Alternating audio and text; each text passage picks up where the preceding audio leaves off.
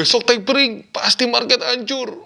Tenang, jangan panik dulu, jangan panik selling. Ayo kita bahas gimana caranya kita memanage aset kita di saat tapering seperti ini.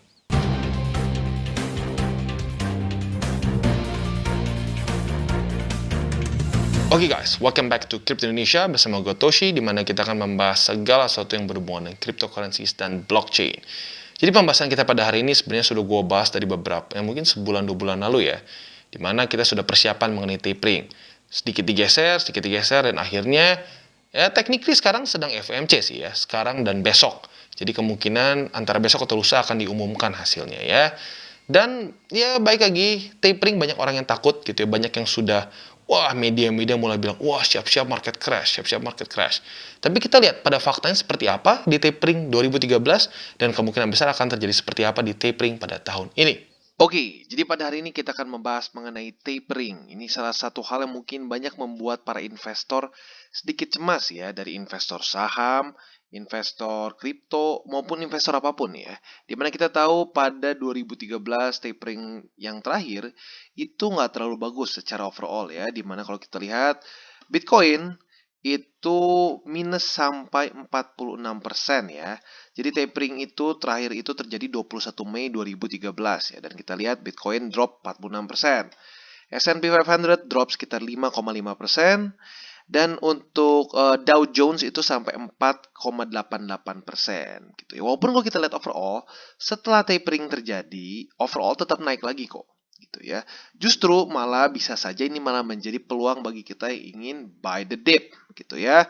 Karena kalau kita lihat Bitcoin juga sama, walaupun drop 50%, kita lihat malah itu belum bisa dibilang bull run 2013-2014 itu malah belum selesai. Mereka malah masih up lagi, lanjut dengan cukup besar ya. Kurang lebih kalau kita hitung dari posisi sini, itu dia masih up lagi sebesar 1900% begitu ya. Ya kita nggak bisa berspekulasi akan naik segitu juga tentunya. Tapi ya intinya saat terjadi pun, kalau memang sedang bull run, bisa saja itu malah jadi waktu kita buy the dip. Jadi hari ini kita akan bahas lebih dalam. Oke, sekarang pertanyaan adalah kapan akan terjadinya? Jadi gini, akan ada satu pertemuan yang bernama FOMC atau Federal Open Market Committee, di mana di sini para The Feds atau para anggota The Feds ini akan meeting. Jadi sebenarnya meeting ini udah dimulai ya, dari sekarang nih tanggal 2 November sampai 3 November 2021. Biasanya setelah itu akan ada pengumuman. Nah, di 2013 kemarin seperti yang gue tadi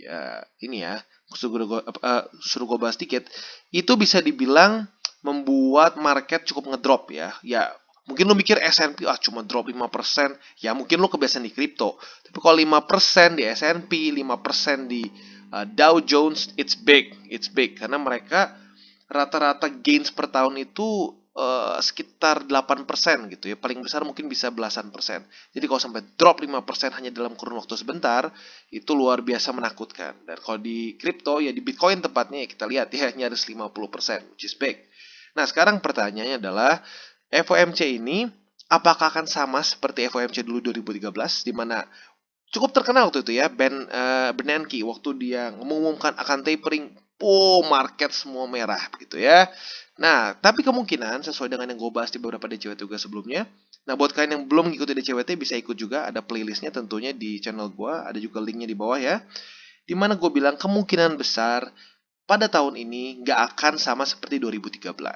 Dimana 2013 ini sering dikatakan adalah terjadinya market merah itu karena komunikasi yang buruk dari Federal Reserve. Mereka terlalu tidak mempersiapkan orang-orang untuk akan tapering gitu. Sementara kalau kita lihat tapering saja di channel gue udah gue bahas dari beberapa bulan lalu, kayaknya 2 bulan lalu udah gue mulai bahas ya. Dimana ya artinya apa? Market sudah mempersiapkan diri akan terjadinya tapering gitu ya. Jadi kemungkinan besar apabila terjadi koreksi kalau akan terjadi koreksi tidak akan sebesar dulu. Dan juga kita bisa lihat bahwa di berita ini nanti akan dijelaskan lebih detail ya, di mana sekarang The Fed ini sudah memulai untuk mau mengurangi bantuan terhadap ekonomi di Amerika gitu ya. Di mana kita tahu supply dolar atau M2 dari dolar ini bertambah 40% selama kurun waktu kurang lebih setahun saja, which is really big. Berarti mereka ngeprint banyak sekali uang. Nah, sekarang mereka mulai ingin ngerem pembelian pembelian utang negara gitu. Kasarnya seperti itu ya. Dimana kalau kita lihat di sini totalnya itu adalah 120 miliar US dollar per bulan ya, pembelian of treasuries and mortgage backed securities. Nah, ini mereka akan perlahan-lahan mengurangi 15 miliar selama per bulan gitu terus. Jadi mulai kemungkinan besar mulai dari November ini mereka akan mengurangi 15 miliar, 15 miliar, 15 miliar dan akan berhenti di tahun depan, tepatnya di pertengahan tahun depan. Jadi ini berbeda dengan 2013, di mana 2013 tuh lebih kalau ngerem tuh kesannya pakai handbrake gitu ya, jebret langsung market ke ya terguling lah gitu kesannya. Kalau begini kita lihat berarti kemungkinan besar nih si J Pound ya lebih baik ya secara apa namanya secara policy dia dibandingkan dengan Bernanke di 2013 ya, di mana dia perlahan-lahan berhentinya, dia remnya pelan-pelan gitu, nggak dia handbrake gitu kesannya ya. Dan kalau kita lihat, yang penting lagi apa? Interest rate ini kemungkinan besar akan mulai baru naik itu di 2023 ya. Jadi apa namanya ini pun masih spekulasi ya. Jadi spekulasinya akan di 2023. Artinya apa? Berarti ya seperti yang gue bilang kan, risk off market disebutnya, di mana biasanya aset-aset yang dianggap resiko tinggi, salah satunya kripto itu dimasuknya masih ke dalam resiko tinggi ya, karena ya resiko dari regulasi, resiko lagi dari volatilitas dan lain-lain, itu menyebabkan si kripto ini dianggap sebagai salah satu aset yang risk on gitu kesannya ya. Nah, biasanya kalau bunga bank sudah mulai naik atau ya interest rate in general ya, bukan bunga bank aja tapi interest rate in general mulai naik, yang pertama akan kena dampak besar adalah yang risk on seperti kripto gitu. Nah, tapi berita bagusnya adalah yaitu kemungkinan besar akan mulai baru naik interest rate ini di 2023. Kenapa? Ini berhubungan dengan berita yang gue bahas waktu itu di Daily Charting with Toshi. Nah, makanya kalian harus ikutin juga itu Daily Charting with Toshi ya. Itu nggak hanya Daily Charting, tapi ada juga news-news yang paling hangat dari dunia kripto maupun macroeconomics yang tentunya akan berpengaruh terhadap kripto juga. Dimana gue dimana waktu itu gue bahas mengenai Janet Yellen ya, yaitu Menteri Keuangan dari Amerika Serikat yang bilang kalau sampai debt ceiling Amerika tidak digeser, kemungkinan besar Amerika akan default atau nggak bisa bayar hutang, which is really bad kalau sampai negara nggak bisa bayar hutang ya. Jadi ini dia mungkin salah satu alasannya kenapa interest rate ini nggak akan main dinaikin dengan cepat. Karena akan bisa bukan merusak saja ekonomi, tapi bahkan bisa membuat negara sampai default gitu ya. Jadi sebenarnya kemungkinan besar ada nggak dip gitu? Apakah mungkin market akan crash gitu ya? Mungkin saja. Tapi menurut gue pribadi nggak akan crash sampai 50% seperti dulu gitu ya. Oke, jadi kita bisa lihat secara overall sebenarnya tapering ini tidak membuat crash yang parah banget gitu ya. Dimana kita lihat ya bisa dibilang nih tapering sering membuat kita bikin deg-degan karena banyak sekali berita gitu kan, berita bahwa tapering akan membuat market crash. Tapi pada faktanya kalau kita lihat di S&P 500, di Dow Jones ada koreksi, benar terjadi kok, ada korelasi, tapi nggak terlalu ekstrim gitu ya. Jadi malah bisa saja ini menjadi peluang bagi kita untuk bisa membeli lagi gitu ya. Tapi mungkin ada yang berpikir, loh bro, ini kan saham dan lain-lain mungkin lebih stabil. Kalau kripto gimana? Oh, justru kripto lebih gila lagi kalau mau ngomong ya. Berarti di sini kan ya, benar di sini minus lumayan, minus 40%-an. Tapi ingat, ini kripto tahun berapa? Kripto tahun 2013. Sangat-sangat volatile ya, berbeda dengan sekarang. Sekarang mungkin bisa saja nggak koreksi sampai puluhan persen. Mungkin 20% mungkin saja. Tapi kalau menurut gue pribadi, dengan yang jenis sekarang gitu ya, dengan tapering yang spesies yang seperti sekarang nih yang berbeda, sudah dari dulu diomongin dulu, market sudah siap-siap, kemungkinan besar nggak akan sampai puluhan persen. Mungkin ya belasan persen masih mungkin. Tapi kalau kita lihat ya, kalau lu dulu beli, lu buy the dip waktu tapering 2013, apa yang terjadi ya? Kita lihat ke market top dia. Start, kita pakai ini aja deh, pakai ruler. Oke, dari sini kita lihat. Hanya dalam kurun waktu yang singkat ya, bisa dibilang hanya 154 hari, itu lu untung bisa sampai 1600%, which is really really big gitu ya. Justru jangan-jangan ini bisa menjadi kesempatan buat lu untuk buy the dip, buy your favorite cryptos gitu ya. Jadi anggaplah kita berspekulasi nih, andaikan ya, kita berspekulasi dengan Bitcoin ya. Ini kita di sini. Andaikan sampai dia masuk lagi atau lebih tepatnya mungkin koreksi lah ya, koreksi atau nge-crash sampai ke MA20 di sini ya, yang itu ada di $4.600.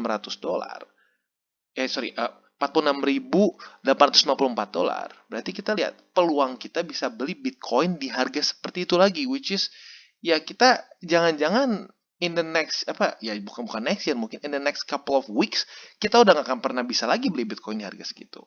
Jadi ya coba kita lihat ya, kita berspekulasi. Kalau sampai ke MA20 itu minus berapa persen? Kita lihat, andaikan sampai ke situ minus 23% gitu ya. Sudah. Berarti apa? Kebayang, lu bisa beli Bitcoin dengan harga segitu. Karena kalau kita lihat historically speaking, di 2013 pun yang notabene lebih parah secara manajemennya lah gitu ya, dimana kan kalau sekarang udah lebih bagus nih ya, udah lebih dipersiapkan dulu, udah dibilangin mau tapering, market otomatis sudah siap-siap. Dulu aja itu 40%, kalau sekarang menurut gua realistically nggak akan sampai lah 20% itu ya. Nah kalau kita lihat di daily mungkin ya mungkin andaikan ya jelek-jeleknya bisa sampai di mana? Jangan-jangan bisa sampai ngedrop di MA50, which is di 53.000 US dollars. Atau kalau mau lebih konservatif lagi, mungkin saja ke hold di antara 55.000 sampai 57.000. Gitu ya. Jadi sebenarnya overall jangan terlalu takut dengan tapering ya, karena historically speaking pun tapering malah menjadi peluang yang bagus untuk kita buy the dip. Apalagi sekarang bisa dibilang cryptocurrency ini sedang lagi second leg di bull market ini gitu ya, second leg. Dimana justru ini bisa jadi the last opportunity kita untuk buy dip yang lumayan besar ya. Jadi kurang lebih seperti itu, dan ingat jangan sampai terlalu takut apalagi kalian panic selling saat terjadi koreksi ya. Oke, mungkin beberapa dari kalian bertanya, Bang, tapi gimana nih kalau ngedrop? Buy limitnya taruh di mana aja? Itu pertanyaan favorit biasanya ya. Bang, beli di mana gitu ya. Oke, kalau buat sekarang, kalau andaikan kita berpikir akan terjadi crash gitu ya karena si tapering ini, kita bisa mempersiapkan dengan lu taruh buy limit daerah sini ya. Yang pertama adalah bisa lu taruh di daerah 55.000 US dollars gitu ya. Kenapa? Seperti yang gue bilang itu charting sebelumnya, 55.000 ini adalah salah satu support yang cukup kuat dari Bitcoin gitu ya. Tapi aneh kan lu berpikir, enggak bro, ini kayaknya bakal crash parah nih, bisa seperti kemarin September. Oke, kita lihat September berapa persen ya. Ini waktu naik Bukele, ya walaupun lebih tepatnya bukan naiknya sendiri ya, lebih tepatnya El Salvador menjadikan Bitcoin sebagai legal tender. Itu drop sekitar 18 persenan ya. Mungkin nggak bisa terjadi seperti ini. Kalau menurut pendapat gue pribadi kemungkinan enggak, karena alasannya seperti yang gue bahas di depan gitu ya. Tapi kita berandai-andai mungkin saja terjadi seperti itu. Kalau yang kemarin di September ya kan pasti banyak dengan jelas terlihat ini orang banyak yang beli di MA200 ya, karena dia akan bisa menjadi support yang cukup kuat, dan ternyata benar ya, nge-weak. Walaupun akhirnya ada lagi sedikit turun ke bawah dan akhirnya terpantul lagi walaupun butuh waktu ya. Nah, kalau gue pribadi, di mana support terdekat yang seperti MA200 posisinya? Yaitu adalah di MA50, which is di 53.468 dolar. Jadi bisa aja kalian pasang buy limit di daerah situ. Tuh. Dan andaikan kalau lo berpikir jangan-jangan bro bisa lebih parah lagi, kemana nih selanjutnya kalau sampai dia nembus dari 53.000? Well, technically speaking, di sini kita ada satu channel ya di sini, satu trendline yang jelas bahwa Bitcoin sedang naik ke atas. Jadi andaikan sampai tembus di sini, bisa saja kita berspekulasi lah ya, mungkin ya di daerah sini lah ya, itu kita bisa saja taruh di lebih tepatnya di 50.000 lah. Gitu. Jadi lu bisa saja averaging di dua harga. Gitu. Jadi lu nggak harus satu peluru, misalnya lu punya 10 juta nih. Lu nggak perlu taruh 10 juta di satu posisi. Lu bisa aja bagi jadi beberapa. Bagi jadi 10, bagi jadi berapa? 5, 2, tergantung lo. Gitu ya, tergantung jenis investor seperti apa lo. Jadi kalau andaikan lu mau bikin jadi dua posisi aja, berarti taruh di mana? Yang satu averaging buy pertama bisa di 53.467. Yang kedua di mana? Bisa di 50.000. Apa? Si logisnya gimana? Logisnya 50.000 mesti ketahan dari si support trendline. Dan yang kedua, 50.000 apa? Itu adalah support psikologis, angka-angka bulat 50.000, 51.000, 52.000 itu biasanya menjadi angka-angka support. Apalagi angka seperti 50.000 bulat gitu. Itu biasanya orang akan berpikir itu support. Gitu ya. Jadi bisa seperti itu. Lo bisa saja pasang buy limit di daerah situ. Kalau buat lo yang lebih bullish, merasa ini nggak akan separah yang September lalu, apalagi tapering yang zaman dulu, lo bisa pasang misalnya dari 55.000 ke 53.000, average-nya 2. Kalau buat lu ngerasa lu lebih bearish, lu berpikir akan turun lebih banyak, lu bisa di 53.467 dengan 50.000 ya. Jadi kurang lebih seperti itu persiapan bagi kalian untuk masuknya ke tapering dari the Feds ini ya. Oke, sebelum gue tutup video gue pada hari ini, gue ingin mengingatkan satu hal. Walaupun benar secara historically speaking, Bitcoin maupun aset-aset lain itu hanya ngedip dan ujung-ujungnya tetap naik lagi, kita harus tetap menjaga resiko kita dan selalu menggunakan uang dingin saat kita ingin berinvestasi di aset apapun, apalagi cryptocurrencies yang masih emerging market dan otomatis akan menjadi volatile begitu ya. Jangan sampai berpikir ya sudah YOLO aja hajar beli di sini, nggak pakai uang dingin, ujung-ujungnya ya harus cut loss gitu ya. Karena kalau kita lihat, andaikan Anda kurang beruntung misalnya, kurang beruntung, berpikir bahwa misalkan ya di daerah sini nih, oh ini udah turun nih, udah turun, udah gue buy aja di sini, buy. Kita lihat, lu butuh waktu berapa lama untuk bisa profit? Lu butuh waktu 77 hari, which is 2 bulan. Kalau lu masukin uang cicilan rumah, uang bayar sewa apartemen atau apapun ke dalam sini, lu siap nggak 2 bulan lebih? Ya, kita nggak tahu. Ini dari prior history ya. Tahunnya bisa lebih 3 bulan, 4 bulan gimana? Ujung-ujungnya bisa jadinya cut loss. Makanya dua hal yang penting. Yang pertama adalah jangan menggunakan uang panas. Jangan menggunakan uang buat bayar sekolah lah, buat apapun yang bakal dipakai dalam waktu dekat. Dan di waktu bersamaan juga beli di support gitu ya, beli di support dan jangan lupa untuk zoom out gitu ya. Mungkin di daerah sini udah kelihatannya udah terpantul support gitu di daily atau mungkin di 4 hourly gitu, apalagi 1 hourly. Wah, ini udah ada support nih, ini bakal naik. Ternyata masih lanjut turun. Jadinya Ya itu nyangkut. Makanya gue selalu ingatkan untuk boleh pakai 4 hourly chart, boleh pakai daily chart, tapi selalu untuk zoom out, lihat lagi keluar, lihat secara besarnya marketnya seperti apa gitu ya. Jadi kurang lebih seperti itu. Dan jangan lupa untuk selalu manage your risk ya. Oke, jadi pada kesimpulannya jangan panik, jangan panik selling ujung-ujungnya rugi. Justru kalau kita lihat historically speaking, justru tapering ini adalah menjadi satu peluang untuk kita menggandakan aset kita, bukannya cut loss gitu ya. Mau dari saham, S&P 500 dan Nasdaq maupun juga Dow Jones maupun di kripto. Yang untung lo basically lo lihat sendiri ya, dari posisi dia terkoreksi 40% ke all time high-nya itu 1600%, which is really big gitu ya. Apakah pasti akan 1600% lagi? Ya enggak ada kepastian seperti itu.